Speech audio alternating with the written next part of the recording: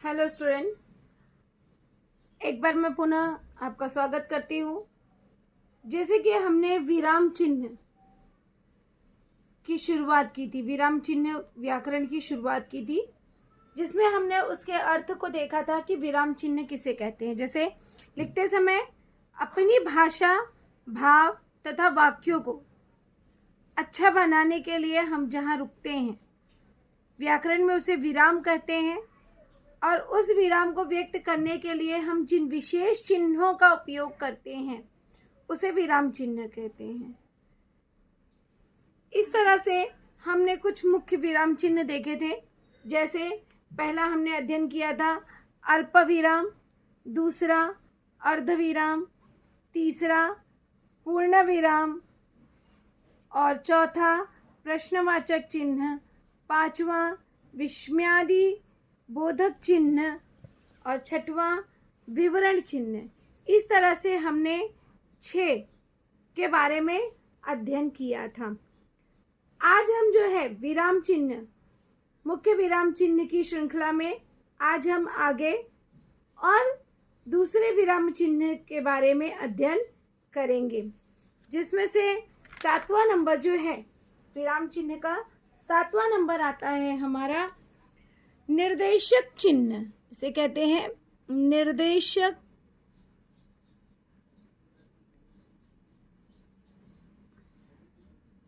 चिन्ह। अब ये निर्देशक चिन्ह दिखता कैसा है?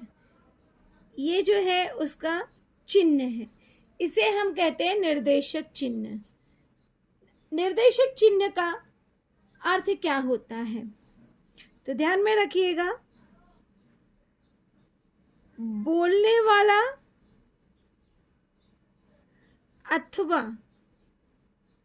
अथवा या बोली गई बात, जो भी हम बोलने वाला जो बोल रहा है या जो भी उसने बोला है, उस बोली गई बात के बीच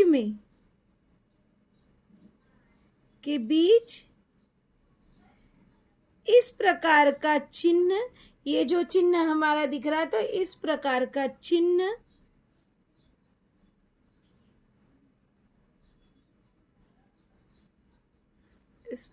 चिन्ह लगाया जाता है।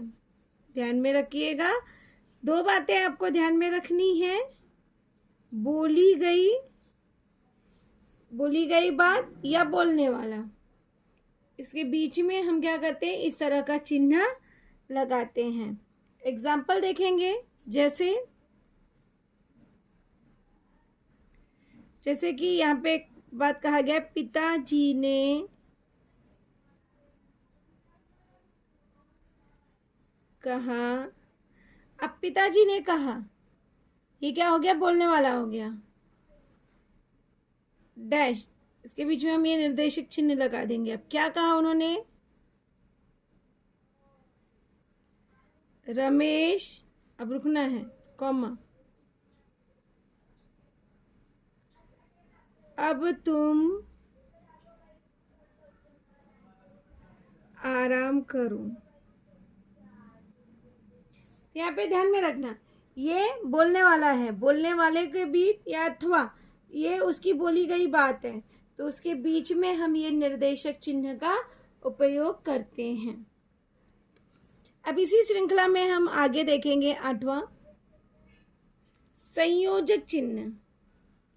अब संयोजक चिन्ह भी जो है वह इसी की तरह दिखता है।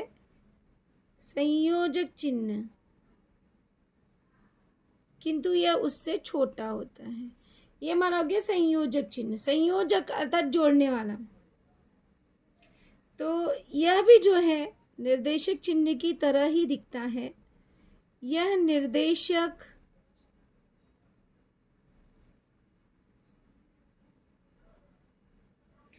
चिन्ह की ही तरह, निर्देशक चिन्ह की तरह है,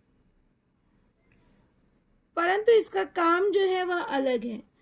पर दो शब्दों को, पर दो अलग अलग शब्दों को जोड़ने के लिए,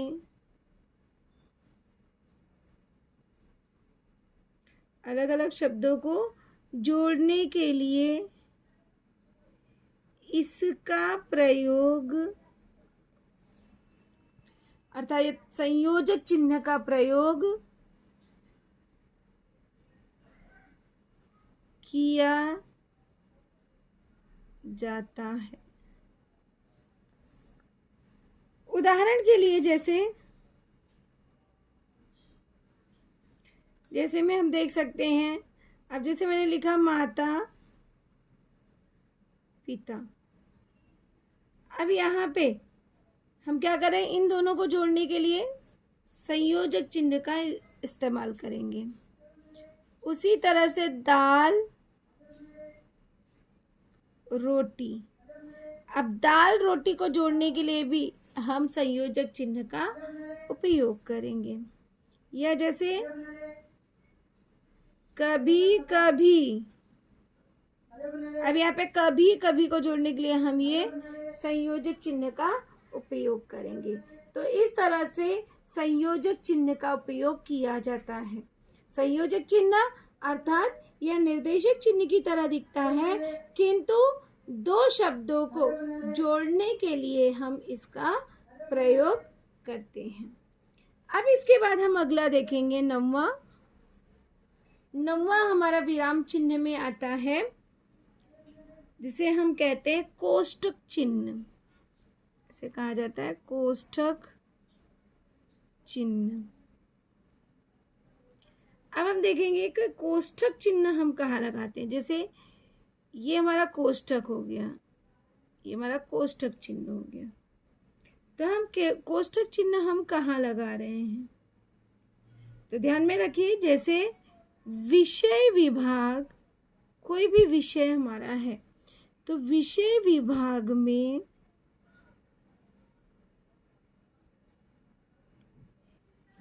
क्रम सूचक, अर्थात क्रम से, क्रम सूचक अक्षरों और या अक्षर हो या अंक हो, अक्षरों या अंकों के साथ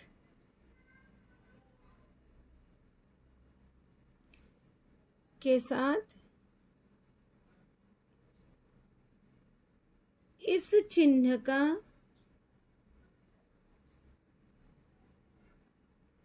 उपयोग, इस चिन्ह का उपयोग किया जाता है। ध्यान में रखना, बहुत ही महत्वपूर्ण है कि कोष्ठक चिन्ह, ये जो कोष्ठक हम लगाते हैं, ब्रैकेट जिसे आप कहते हो, तो विषय विभाग के क्रम सूचक अर्थात क्रम से उसके अक्षरों या अंकों के साथ इस चिन्ह का उपयोग किया जाता है, उसे दर्शाने के लिए हम करते हैं। फॉर एग्जाम्पल, जैसे आप इस तरह से लिखते हो क, अब ये सूचना है, क को हमने किस में रखा, ब्रैकेट में रख दिया, वहाँ पे लिख दिया संज्ञा। अब आगे हमको दिखाना है फिर से ख, अब ख को दिखाना है तो हम क्या करेंगे, यहाँ पे ब्रैकेट में लिख देंगे। अब ख किसके बारे में बता रहा है, विशेषण। अब इसके बाद ग, ग को भी हम क्या करेंगे, कोष्ठक में रख देंगे। अब ये किसके बारे में बता रहा है, सर्वनाम। इस तरह से हम उपयोग में करते हैं। या जैसे हमको दर्शाना है एक, तो हम ब्रैकेट लगा देंगे, उसके बाद फिर दो, फिर ब्रैकेट, फिर तीन, फिर चार, फिर पाँच। तो इस तरह से हम दर्शाते जाते हैं। तो यहाँ पे हम क्या कर रहे हैं, कोष्ठक का प्रयोग करते हैं, और यह कोष्ठक भी हमारा विराम चिन्ह में आता है। अब हम अगला देखेंगे, अवतरण चिन्ह।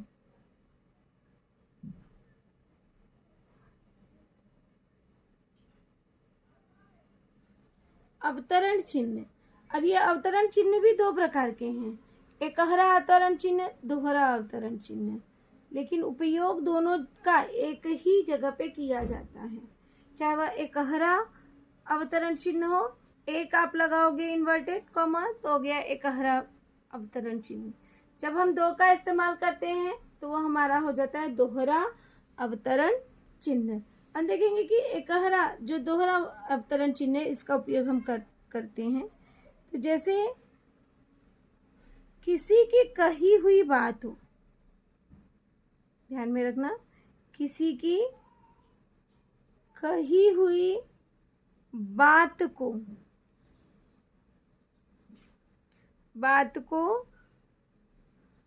ज्यों का त्यों अर्थात जैसा उसने कहा है वैसा ही, उसको कहते हैं ज्यों का त्यों लिख देने के लिए, ज्यों का त्यों लिख देने के लिए इस चिन्ह अर्थात ये जो अवतरण चिन्ह है तो इस चिन्ह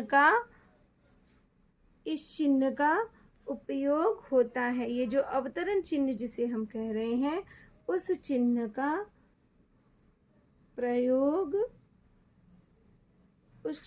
प्रयोग किया जाता है। तो ध्यान में रखना है, अवतरण चिन्ह का उपयोग हम कब करते हैं?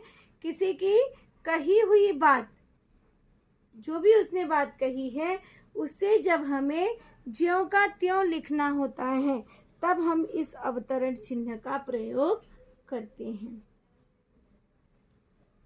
जैसे कि गांधी जी ने कहा,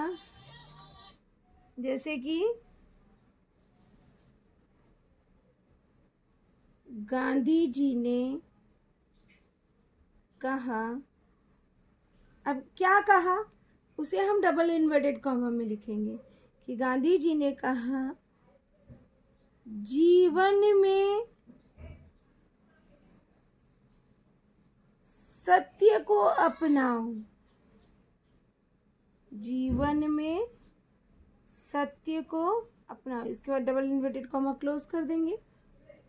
तो अभी यहाँ पे पूर्ण विराम और उसके बाद डबल इन्वर्टेड कॉमा या अवतरण चिन्ह, जो दोहरा अवतरण चिन्ह है उसे हम बंद कर देंगे। तो यहाँ पे ध्यान रखना कि जो भी कहा गया है, गांधी जी ने जो भी कहा उनकी बातों को ज्यों का त्यों कहने के लिए हमने उसे डबल इन्वर्टेड कॉमा में लगा दिया या उसे दोहरा अवतरण चिन्ह का प्रयोग किया है।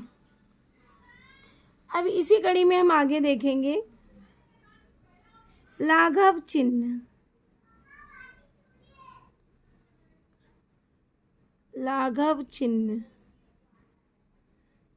चिन्ह ये जो बिंदु का है उसे हम कहते हैं लाघव चिन्ह।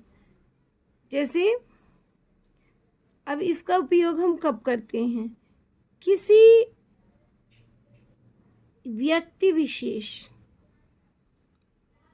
ध्यान में रखिए, लाघव चिन्ह का उपयोग हम कब करते हैं? किसी व्यक्ति विशेष या व्यक्ति विशेष अर्थात कोई विशेष व्यक्ति या वस्तु विशेष, विशेष मतलब प्रमुख, ध्यान में रखना, विशेष मतलब प्रमुख। तो वस्तु विशेष को पूरा न लिखकर, कभी कभी हम शॉर्टकट मारते हैं, तो को पूरा न लिखकर उसे संक्षिप्त में लिखने के लिए इस चिन्ह अर्थात लाघव चिन्ह, तो इस चिन्ह का प्रयोग किया जाता है। ध्यान में रखना, जब भी हमें शॉर्ट फॉर्म में कुछ भी लिखना है, जब हम पूरा नहीं लिखते हैं तब हम लाघव चिन्ह का उपयोग करते हैं। जैसे कि प, अब प लिख दिया, उसके बाद डॉट दे दिया। अब इसका फुल फॉर्म जो होता है पंडित, बट हम क्या कर रहे हैं, ओनली प लिख दे रहे हैं। प मदन मोहन मालवीय। इसी तरह से दूसरा हो गया प, अब प मतलब पंडित, पंडित रामनाथ शर्मा। तो इस तरह से हम यहाँ पे क्या कर रहे हैं, शॉर्टकट अर्थात संक्षिप्त में लिख रहे हैं। और जब संक्षिप्त में हमें कुछ भी दर्शाना होता है तो उस समय हम लाघव चिन्ह का उपयोग करते हैं। अब इसी तरह से हम अगला देखेंगे, जैसे 12वां है विस्मृति चिन्ह। विस्मृति, अब इसके नाम से ही हमको पता चल रहा है विस्मृति चिन्ह अर्थात जब हम भूल जाते हैं। विस्मृति चिन्ह अर्थात भूल जाना, तो ये हमारा विस्मृति चिन्ह दर्शाता है।